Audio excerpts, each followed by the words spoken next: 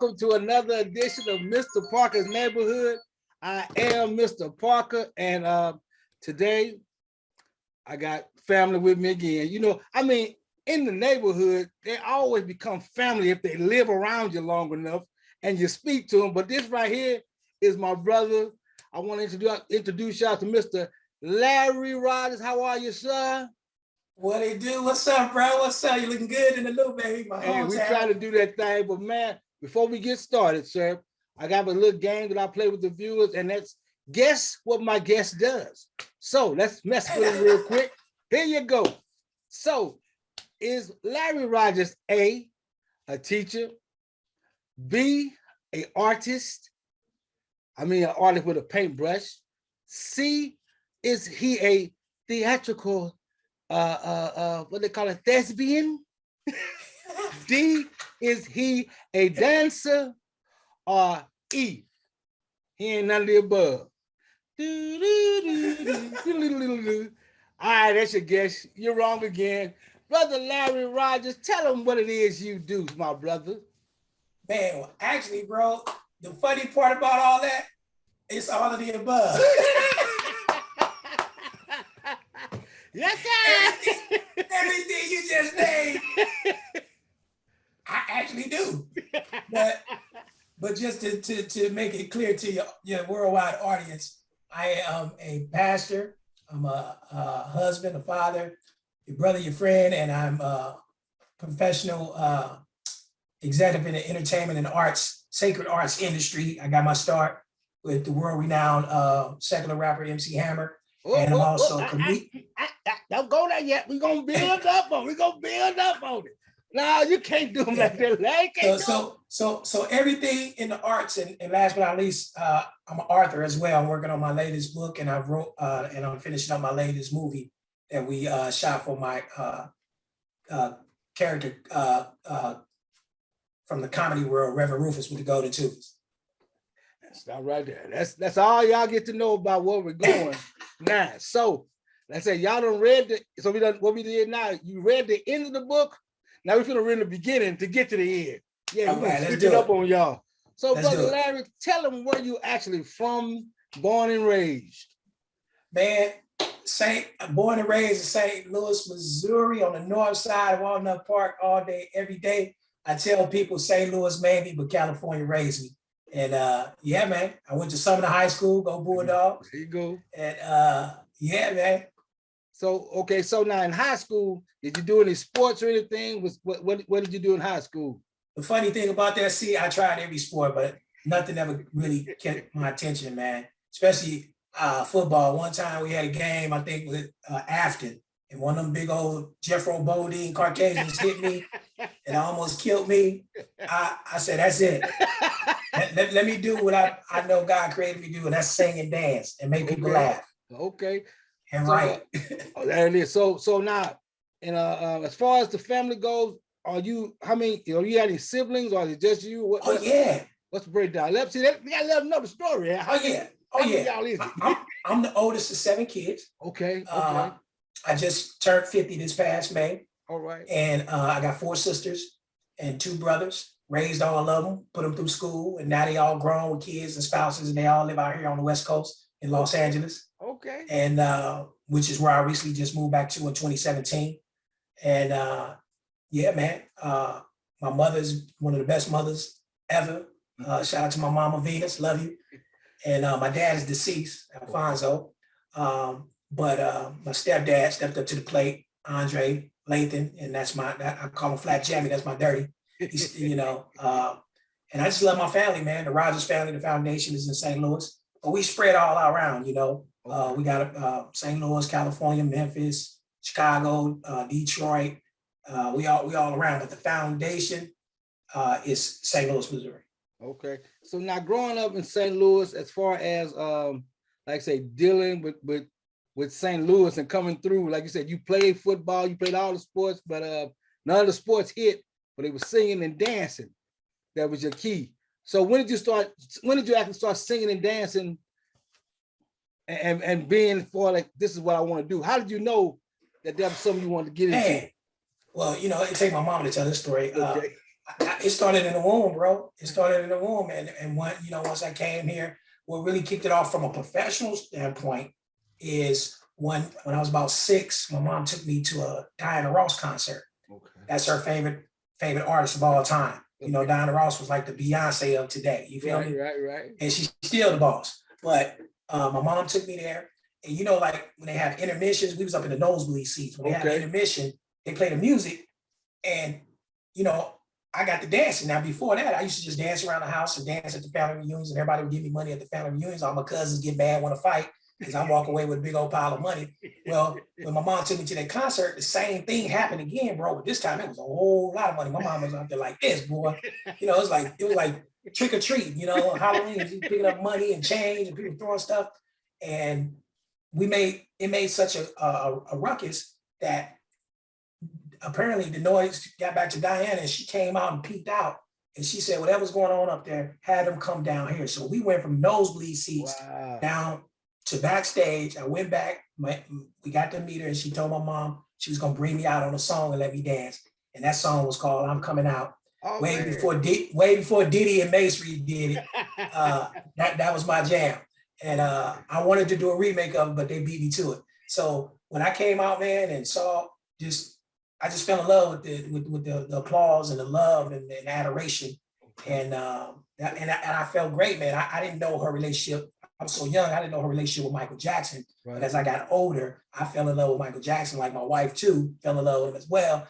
And I just started imitating everything Mike do, and that once Motown 25. After that, I was hooked, bro. And so just to know that she had something to do with Mike, and and then me a little bit, that just kind of stuck with me all my life, man. And now I got a 11-year-old son who also loved Michael Jackson. He sing, he act, he been in a lot of professional commercials, TV shows, movies, and everything out here in LA. His name is Langston Rodgers. We call him Boogie. And he started just like me in my wife's womb, just dancing and moving. At first, we was gonna call him Choppy, but he was in there moving so much. I said, we're gonna call him. He got to be in there dancing like I was doing.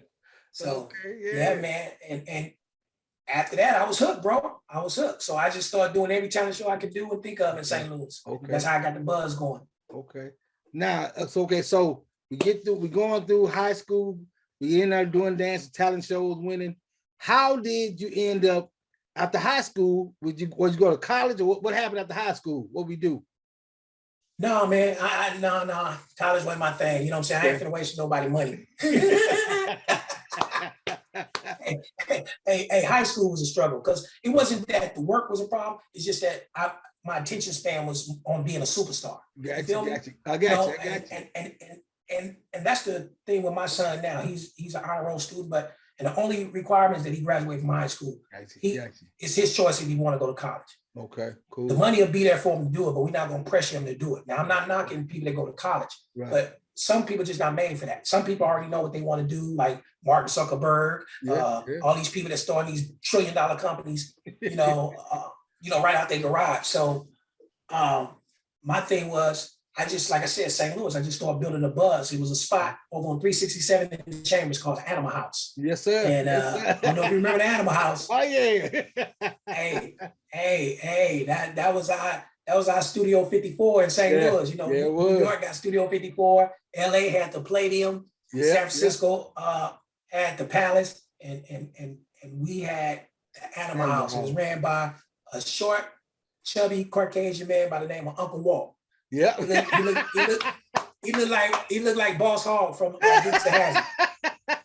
I saw Walt used to book time. Yeah.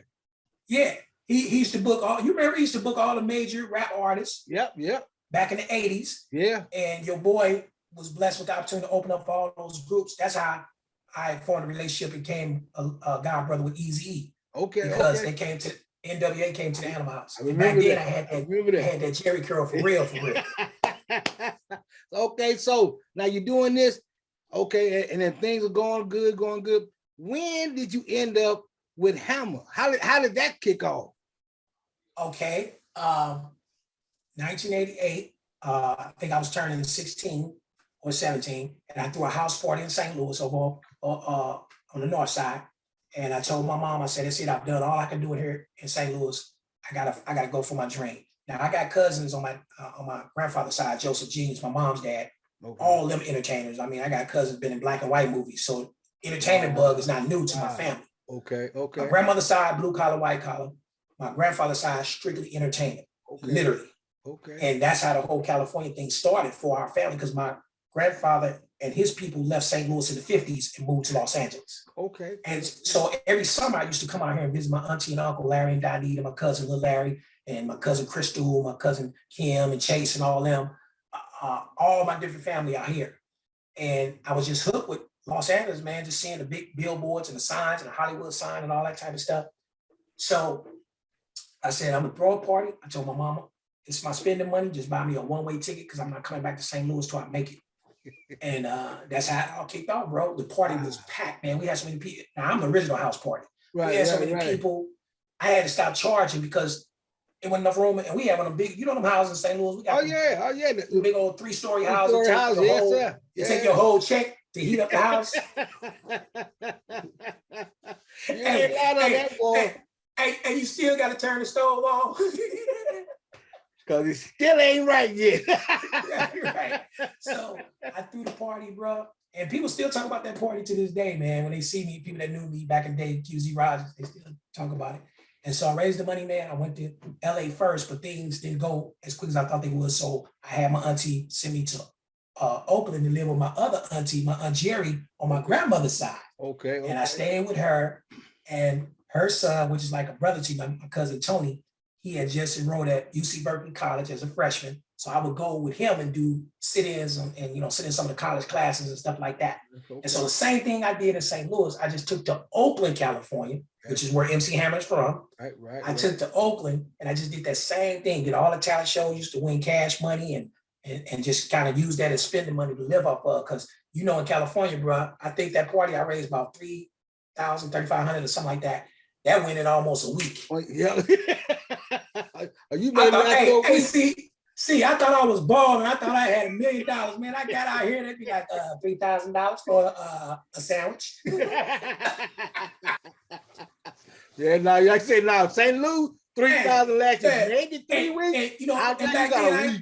And back then I ain't gonna front. I didn't want to let my mama know I was doing bad because she probably would have came and got me.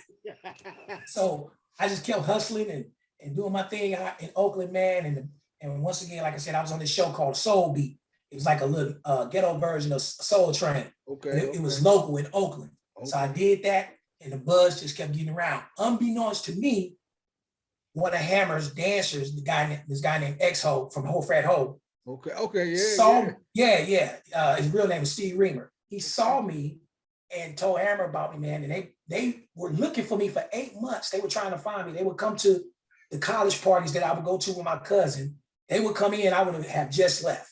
Now, I kept going to the college parties because that's where I met the love of my life at the Jesus Christ, my wife, Paris, AKA Peaches, who I've been married to now for 22 years. All right. She was a freshman. My cousin was a freshman. I didn't go to school there. I just went up there and won all their talent shows, ate all their free food, and got the finest girl on campus. Hey, that's how you doing the loop, baby.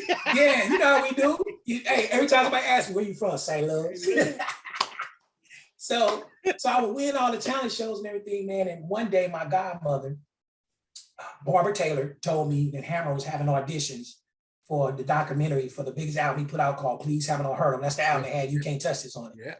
Yeah. So this was like American Idol. The audition was before American Idol even existed. Right. So I went up there, bro, and the line was around the block 3 times.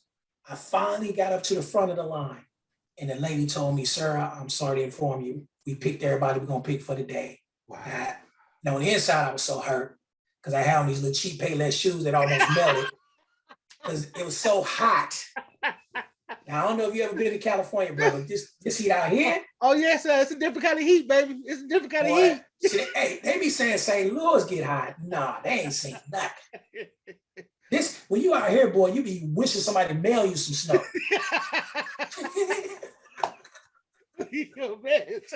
Hey, you know how you get them to mail you the Red Hot Ribbons and White Castle? No, mail me some snow. You know what I'm saying? You be like, come on. So I get up to the front. The lady, she tell me the whole spiel. They picked everybody, and I was like, I was raised with manners. I was like, yes, ma'am, thank you, and all that. And I just kept smiling. And she said, young man, you know what? can I still just take a picture of you and take your information? She said, because I want to tell you something. I don't know who raised you. I don't know, but tell them they did a great job. Because you're the only one that has showed respect and manners and wasn't rude when I told you we didn't have no more slots. She said, if anything come up, I'm calling you. Man, see? So I go home, right? I'm staying, by this time I ain't living with my auntie no more. I'm living with my homeboys. I'm couch surfing. I'm just living wherever I can, just trying to survive, trying to make it. It even got so bad for me out there, bro. I was squatting. I ain't gonna even lie to you. See, we were living in a vacant house, but the beautiful thing about God, somebody say, but God. But God, there you go. I wasn't on but God. The vacant house had free cable. I don't know how this dude got up in these people's house. I don't know if we broke in or what, but they had cable. So that's all I needed to see the videos on BET. I'll practice it every day. Getting you ready, baby. That's all you do. Right. So months after that, my homeboy got an apartment, so I'm staying with him, living on the floor, couch, whatever. And the phone rang, and it rained all night. The phone rang, and lo and behold, it's the lady from Busty Productions, Hammer's company. Right. Now, I thought it was one of my friends having one of their girlfriends play a jump on me, so I cussed the lady out and hung the phone up. No. You done get the good impression. Now you cut the lady out. So she called, she called back. And then I said, man, look, y'all better stop playing. I know y'all know. And then she said, excuse me, young man. She said, now I know this is not the same young man with a beautiful smile. And then, I almost dropped the phone. My face was like. So I quickly apologized. She said, oh, don't worry about it. I understand. She said, look, I'm a woman of my word. I told you, if something come up, I was going to call you. She said, it's not a lie. I said, man, I don't care what it is. I'm going to be there. She said, here's the address. Come on. Now, take it in mind. I'm in the hood of Oakland. Hammer, way out in the rich, just picture being down on Page and Kings Highway, trying to go all the way out to town and country or Chesterfield. Yes, sir. On public transportation. I was about to say on the bus. And then the bus only goes so far, so I had to walk the rest of the way. Yeah. Now remember, I told you it rained the night before. Right. Oh, so man. I'm walking up a muddy road for miles, bro. I start seeing hayweed blow by me and everything. I heard cowboy. I'm scared. It's getting dark. I don't know if right. Hey, I'm in the area where them boys, them sheets may come out. So, I'm walking fast. In St. Louis, we can walk. We walk. And she never drove. So I had no problem walking. Right, so right. I finally get to the destination. I open the door and I see all these platinum plaques on the wall. Man, woo. Boy, you talking about, man, my heart just was beating 100 miles an hour, see, so I ain't gonna front, bro. It's just like, how you hear like a, yeah. That's what it felt like, bro. Oh, man. So I walk in, everybody there, the lady there, she gave me the little script part. I had about a little paragraph of lines. And so we all sitting waiting in the dance studio for Hammer to get there. And we waited for probably about 30 minutes to 45 minutes. And all of a sudden we heard this boom, boom, boom, boom. It was rattling the whole building, man. Everybody get up and run outside. MC Hammer. Wow. He hops out this, you ever seen that video? Have you seen her? Yeah. That he did? You see that convertible Porsche that he drives? Yeah. Yeah, that's what he was in that day.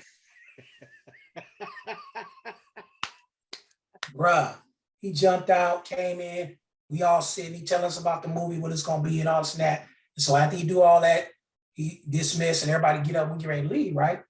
So we walking out the door, and all of a sudden I heard somebody say, hey, you. And I'm looking around, everybody looking like, who is that? He said, no, the little dude with the red hair. Ain't your name QZ Rodgers? I said, yeah, that's me. This the boy X, right. saying, right. He said, Hammer, that's the little dude we've been looking for, man. That's him right there. Wow. Man, everybody was like, what'd he do?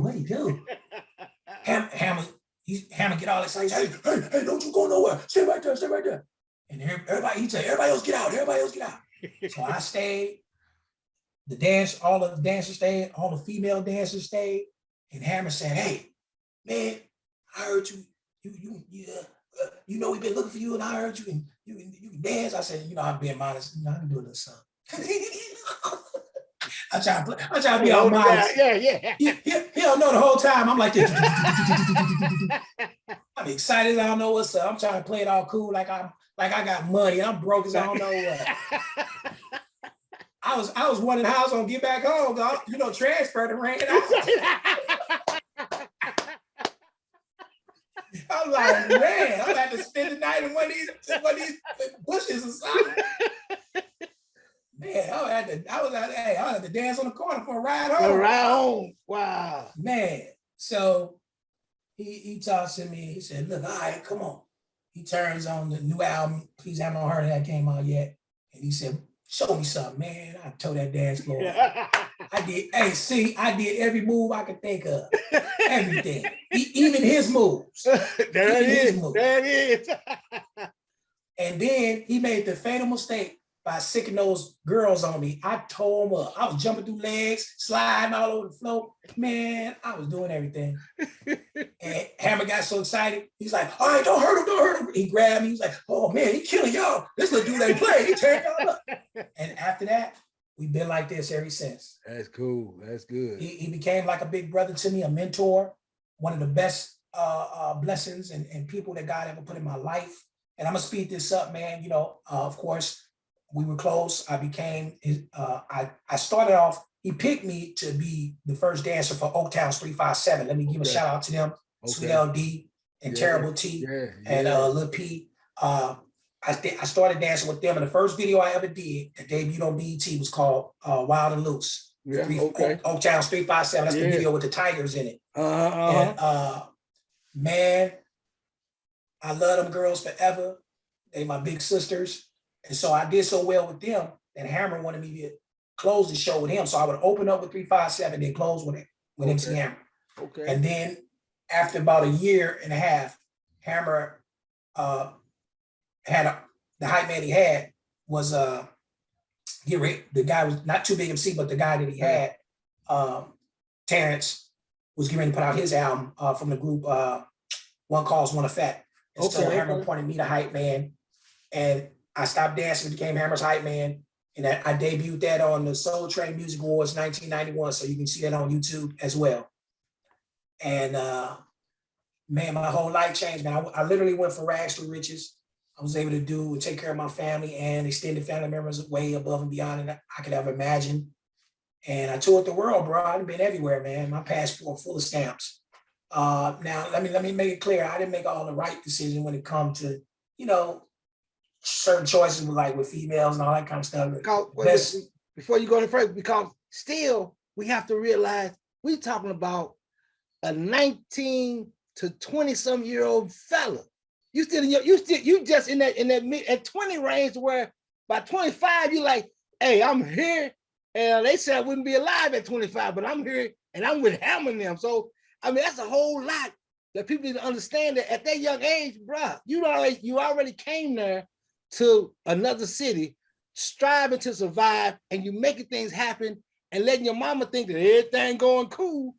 But again, that's the point of the story of what you've been saying, as far as how God had already put some things on you, and you heard the voice and you moved on it.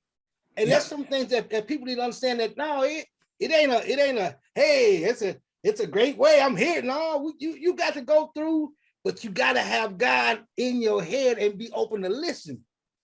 Go ahead. I'm sorry, I had to go in that moment. Oh yeah. We're gonna raise an offering in a minute. Yeah. No, but you right on it, bro. I was raised in holiness all my life. That's all I know is Pentecostal apostolic. Shout out to my late great aunt Roberta Cobbs, who raised my mom in holiness, and my uncle Nathaniel Rodgers over at Bostic Temple Church God in Christ. He's the co-pastor there, Bishop Terrell. They still over there to this day. My cousin Tammy, Nita, Kevin, all them. Man, so church has always been a foundation. I've always been on the straight and narrow. I've never been I can hold my own when it comes to this, but I wasn't into the drinking and smoking. Now my Achilles heel was partying and women. And by the grace of God, that was the point I was making, where I didn't make all the right choices. Right. Because when I first met my wife, I wanted to marry her, but she's like, nah, you ain't ready. And but that's a whole nother show. But God is even awesome in that. He brought her right back into my life, because we had lost contact back in 92.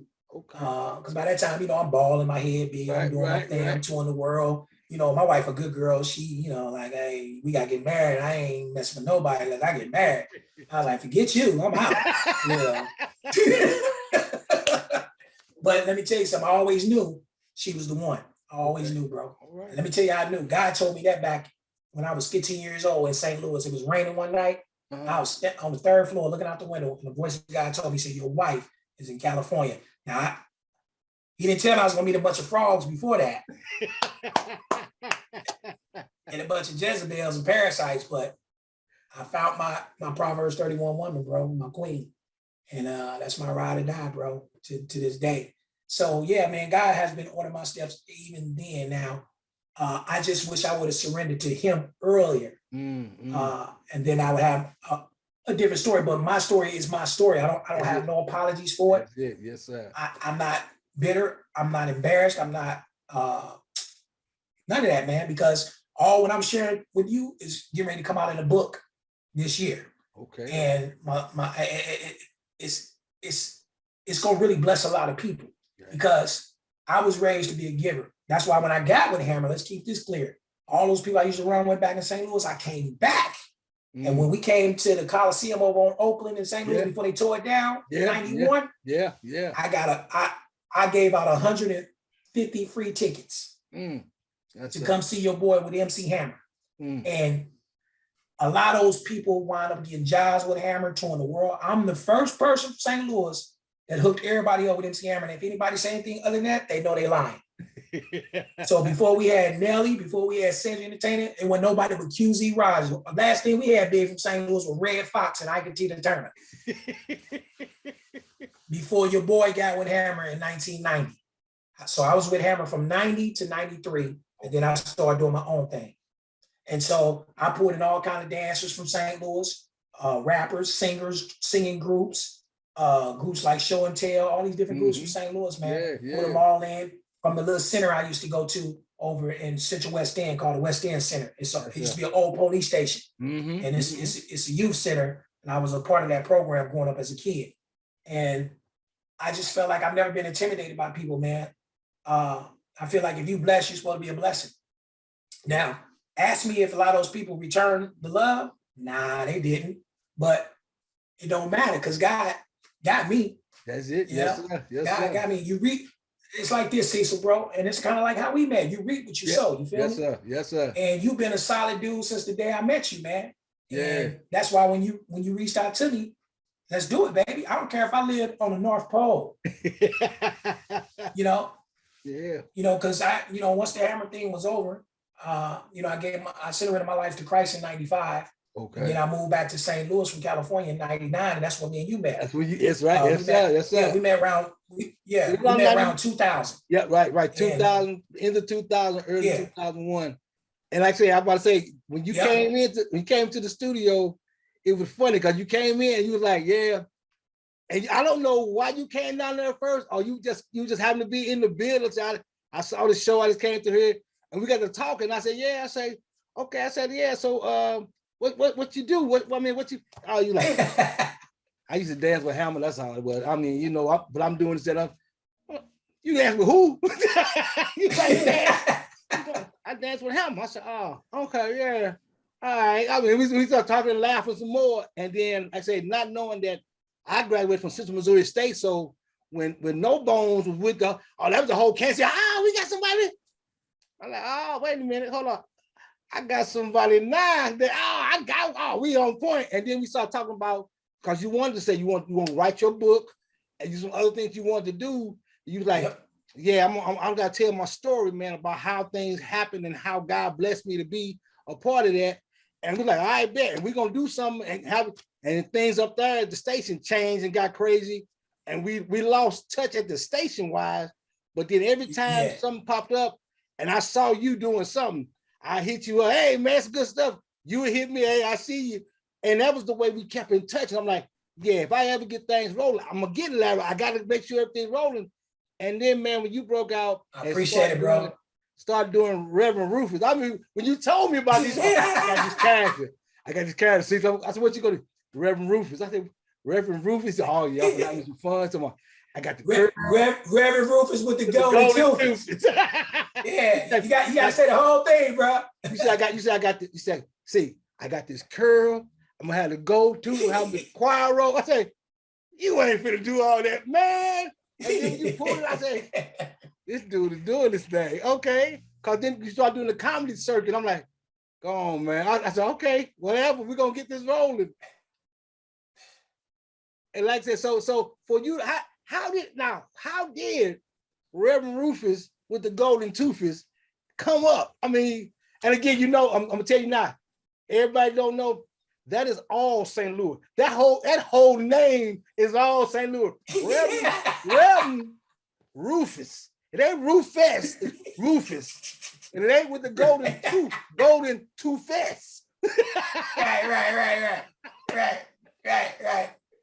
Man, well, once again, just talents I've always had all my life, but dance music has always been my number one.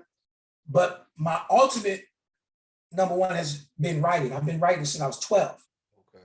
Music was just the vehicle that got me in the door professionally. Right. But even on the tour, I used to crack jokes all the time on everybody. You know how we do calling the dozens, the Jones. You know, we Joan all the time. Yeah.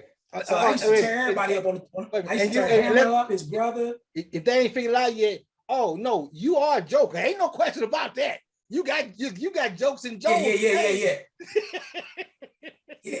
So I used to get everybody, even Hammer, his brother. I got everybody on the tour bus, on the plane, everything. So I've been making people laugh all my life. My uncles, my Uncle Jerry, we call him Doc, my Uncle Greg, Reggie, my Uncle Billy, made recipes and all that. So I grew up cracking jokes all my life. So they all thought I was gonna be a comedian, you know. But I was like, nah, man, I'm gonna sing and dance. You know, I want to be Michael Jackson. I ain't got time to, be Richard Pryor, you know. So, but either one would have been great. But you know, I'm glad I chose the music and everything. But yeah, man. So my wife is really this is because of God and my wife. I keep her laughing, she say. So, and I'd rather do that to keep her from crying. You feel me? So she's like, look here, before we leave this earth, you got to at least do one comedy show for me. Wow. And so her birthday was coming up in 2014. Okay. And I said, I'm gonna give a surprise comedy concert just for her. And so that's what started. So we did the flyer and we invited all the people to come out, but every time I would be waiting, it seemed like the crowd wasn't coming. It's like, man, so I went in the dressing room. I was like, we gonna cancel this thing. Ain't nobody gonna show up. So while I'm waiting in the green room, I tell somebody to go get my wife. And so she comes, so I can tell her to just cancel. She comes in there and we start talking. She's like, baby, no, I don't think you want to cancel. I was like, girl, ain't nobody here. She said, no, come here, you may want to see this. So she take me out and I look, it's packed. Wow. So I did that concert, man. And after that, people just started inviting me to their churches to do comedy. Yeah. So one day we sitting at home and man, the Holy Spirit just hit me all of a sudden. I said, man, I gotta come up with something different to add to this comedy.